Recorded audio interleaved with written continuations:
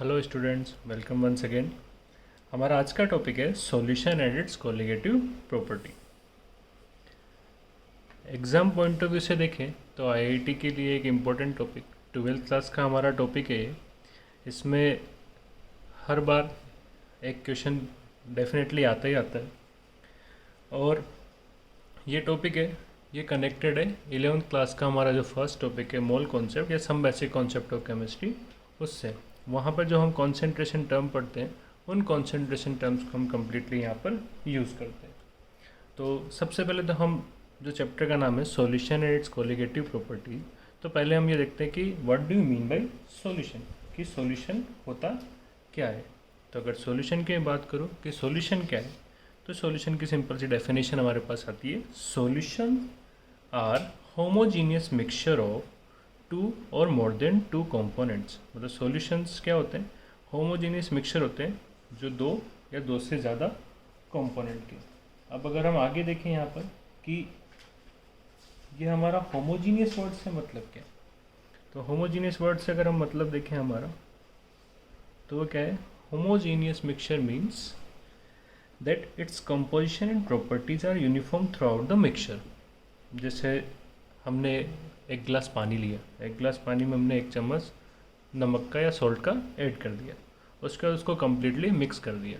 उसके बाद जब हम उसको टेस्ट करेंगे या हम देखेंगे थ्रू आउट हमको एक यूनिफॉर्म टेस्ट मिलेगा। ऐसा नहीं होगा कि ठीक है हमारा जो सॉल्टीज वाटर बना वो कुछ पार्ट उसका सॉल्टी होगा कुछ पार्ट नॉर्मल होगा, ऐसा नहीं होगा। वो कंप्लीट यूनिफॉर्म मतलब पूरा एक जैसा वहीं पे। लेकिन अगर हम उस वाटर 1 ग्लास ऑफ वाटर जो है हमारे पास, उसमें अगर हम मिट्टी डाल देंगे तो वो क्या होगा, सैंड पार्टिकल डाल देंगे तो वो नीचे सेटल डाउन हो जाएंगे। तो वहाँ पर हम सेपरेट कर सकते हैं कि ठीक है ओके ये हमारा सैंड पार्टिकल है, ये हमारा वाटर का कंपोनेंट्स है। तो वो हमारा क्या हो जाएगा, हेट्रोजीनियस। तो हम यहाँ पे बात कर रहे हैं होमोजीनियस। तो homogeneous mixture means that its composition and properties are uniform throughout the mixture, that is known as homogeneous mixture. इसके आगे अगर हम बात करें कि सॉल्यूशन जो है हमारा, वो सॉल्यूशन में क्या होता है, तो सॉल्यूशन के जो हम कंपोनेंट्स की हमने बात की ना, टू और मोर देन टू कंपोनेंट्स, तो वो कंपोनेंट्स क्या है, तो बेसिकली वो कंपोनेंट्स को हम बोलते हैं सोल्यूट एंड सॉल्वेंट। इन्हें मिला के बनता है हमारे पास सॉल्यूशन। जनरली सोल्यूट हम ऐसा बोल देते हैं इन जनरल कि जो लेस अमाउंट में होता है वो सोल्यूट होता है और जो मोर अमाउंट में होता है वो सॉल्वेंट होता है। या बेसिकली एक डेफिनेशन ये भी आती है सोल्यूट और सॉल्वेंट की, कि सोल्यूट वो सबसे कंपोनेंट है जो डिजोल्व होता है सॉल्वेंट में, और सॉल्वेंट वो कंपोनेंट है जिसमें सोल्यूट जाकर डिजोल्व होता है। बट इन जनरल हम यहाँ पे अमाउंट के बेसिस में बात करते हैं, और अमाउंट मतलब मोल से है हमारा यहाँ पे। इन केमिस्ट्री में अमाउंट मतलब यहाँ पे मोल, ग्राम वगैरह नहीं, मोल। कैसे, देखो जस्ट एक एग्जांपल अगर हम देखें, जैसे हमारे पास दिया है 180 ग्राम यूरिया, ध्यान देना 180 ग्राम यूरिया डिजोल्व किया 90 ग्राम ऑफ वाटर में। यहाँ पे अगर हम सिंपल सी बात करें तो 180 ग्राम और 90 ग्राम ज़्यादा ही है, तो सीधा सा कहता हूँ कि सर यूरिया जो है वो हमारा सॉल्वेंट होगा, वाटर हमारा सोल्यूट होगा। बट हमने क्या बोला, इन अमाउंट ऑफ मोल। तो पहले हमको मोल चेक करना पड़ेगा। तो पहले हम देखते थे मोल होता क्या है। वैसे हमने बोला कि हाँ हमारा ये इसका लिंक है फर्स्ट चैप्टर से, तो वहाँ पर अगर हम देखें mole equals to mass upon molar mass, mass in gram upon molar mass. तो हमारा फॉर्मूला होता है मोल का, mole equals to mass of substance in gram upon molar mass. तो अब यहाँ पर हम चेक करें, यूरिया का मोलिकुलर मास 60 होता है, वाटर का मोलिकुलर मास 80 होता है। अब हम यहाँ पे वैल्यू रखेंगे mole equals to mass in gram upon molar mass, 180 upon 60 3 mole.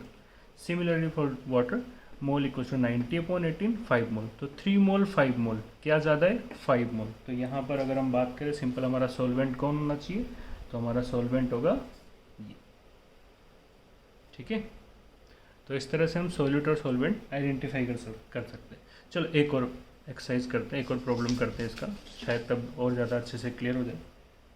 Simple सा से अभी हमारे पास 3 कंपोनेंट है, यूरिया है, सुक्रोज है, वाटर है। अब 2 मिनट वीडियो पॉज करो, इसको सोल्व करो और देखो क्या आंसर आता है।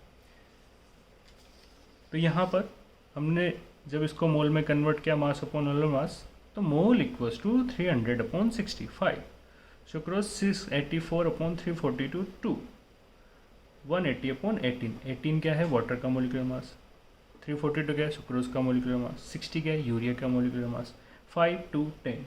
तो सबसे ज़्यादा क्या है 10 मोल, तो 10 मोल, तो ये हमारा क्या होना चाहिए वापस सोलवेंट। तो सोलवेंट क्या होता है जिसका मोल सबसे ज़्यादा होते हैं। यहाँ पर हमको दिखने में तो ऐसा लग रहा था कि सुक्रोज 684 ग्राम है, सुक्रोज हमारा आंसर होना चाहिए था सोलवेंट, बट हम किसके टर्म में बात करते हैं mole. So always keep in mind कि हाँ हम किसके टर्म में बात करते हैं मोल की टर्म में। ओके, तो हम ये सॉल्यूशन के कंपोनेंट हमने अभी फर्स्ट एग्जांपल में देखा, हमारे पास 2 ही कंपोनेंट है, अभी 3 कंपोनेंट है। तो इन कंपोनेंट्स के बेसिस पर हम कुछ बात करते हैं।